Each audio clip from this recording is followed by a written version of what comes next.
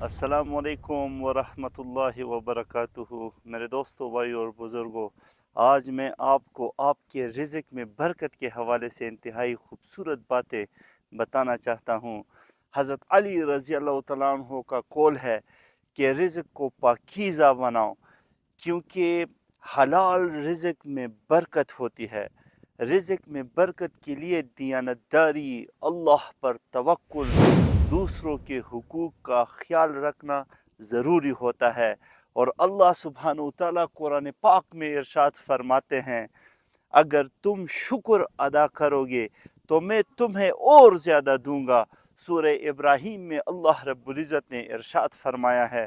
میرے دوستوں، بھائیو اور بزرگوں، رسول اللہ صلی اللہ علیہ وآلہ وسلم نے فرمایا، جو شخص صدقہ کرتا ہے اس کے مال میں کمی نہیں ہوتی۔ تو اگر آپ صدقات دیں گے تو آپ کا مال کم نہیں ہوگا۔ اور رزق بڑھانے کے لیے آپ دعائیں کریں، محنت کریں، اور اللہ کی تقسیم پر آپ ہمیشہ راضی رہیں۔ یہ انتہائی اہم باتیں ہیں۔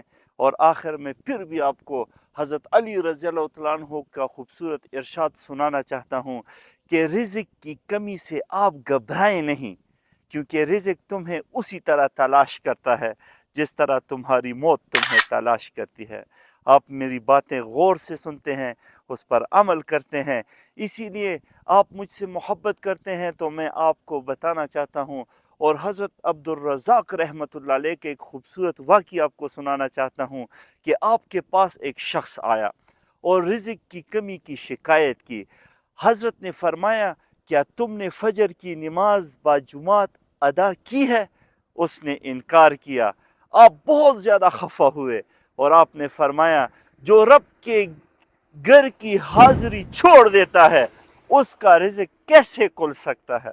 تو میرے بھائیو، آپ رب کے دربار پر حاضری لگائے، آپ اللہ کے گھر جایا کرے، آپ نماز کے اوقات کا خیال رکھا کریں اور باجماعت نماز شروع کریں۔ اور اسپیشلی رزق کے لیے آپ صبح کی نماز ہمیشہ باجماعت ادا کریں۔ اللہ رب العزت آپ کے رزق کو کھول دیں گے۔